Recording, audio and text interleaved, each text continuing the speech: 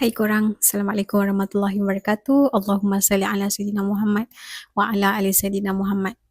Untuk video kali ni kan, Ifa nak kongsikan rahsia ataupun waktu-waktu mustajab doa. Kalau korang pernah mengalami ataupun sedang mengalami situasi korang dah berdoa bertahun-tahun, korang dah buat macam-macam amalan supaya doa tu terwujud, impian korang tu terwujud jadi kenyataan, korang dah berharap sangat, dah berdoa macam-macam tapi masih lagi belum ada jawapan terhadap doa-doa tu. So, korang boleh cuba untuk berdoa pada waktu mustajab-mustajab doa. Jangan risau, doa adalah senjata orang mukmin. Dan setiap doa pasti akan ada jawapannya. Pasti akan Allah makbulkan. Cuma mungkin timeline dia berbeza. Ada orang cepat, ada orang lambat.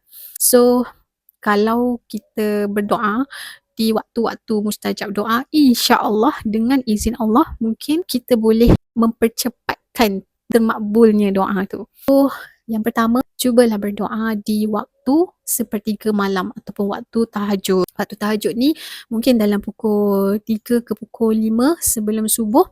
Itu adalah waktu di mana Allah turun ke langit dunia untuk mengabulkan semua hajat hamba-hambanya. Janji Allah, siapa yang berdoa pada ketika itu pasti Allah akan makbulkan. So kalau korang nak doa tu ibarat panah yang tepat pada sasarannya, termakbul seperti mana apa yang korang nak, cubalah berdoa pada waktu tu. Itu memang the prime hour. Yang kedua, waktu ketika hujan. Waktu ketika hujan ni personally kesukaan Ifa juga. Bila waktu hujan lebat ke, hujan rintik-rintik ke, Ifa akan berdoa dengan banyak-banyaknya. Sebab Ifa tahu waktu tu adalah waktu mustajab doa.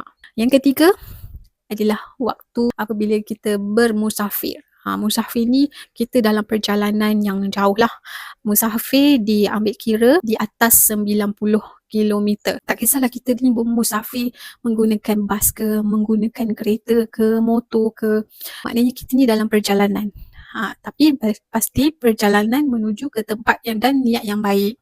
Okay, so kalau kita bermusafir tu, jangan lepaskan peluang untuk perbanyakkan doa. Sambil driving ke, sambil jalan-jalan ke, dalam hati pun boleh berdoa sebab Allah Maha mengetahui. Seterusnya, selepas solat fardu. Ini memang waktu yang biasa kita buat lah. Selepas solat fardu tu, jangan terus bangun, tinggalkan sejadah. Tapi, cubalah berbanyakkan doa. Waktu ni memang kita dah biasa buat lah kan. Seterusnya, pada hari Jumaat. Okay, kalau hari Jumaat ni dia ada waktu yang lebih spesifik di mana para ulama ada bagi tahu waktu yang paling mustajab doa antaranya selepas waktu asar hari Jumaat. So setiap minggu kita akan melalui hari Jumaat. So selepas asar tu duduk dan perbanyakkan doa. Apa saja doa, insya-Allah Allah makbulkan disebabkan kita berdoa pada waktu mustajab doa. Dan last sekali, dalam sujud.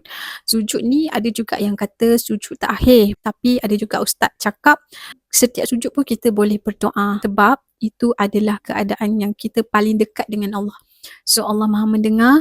Jadi kita banyakkanlah berdoa pada waktu sujud. Personally Ifa sendiri pun suka berdoa dalam waktu-waktu yang Ifa sebutkan tadi dan banyak sangatlah doa-doa yang Ifa minta tu alhamdulillah termakbul. So korang, kalau korang rasa video ni bermanfaat ataupun korang ada pengalaman berdoa pada waktu-waktu tersebut ataupun ada anything pengalaman yang berkaitan dengan doa, boleh share dekat ruangan komen. Ifa akan kongsikan lebih banyak info lagi. Okay, bye. Assalamualaikum.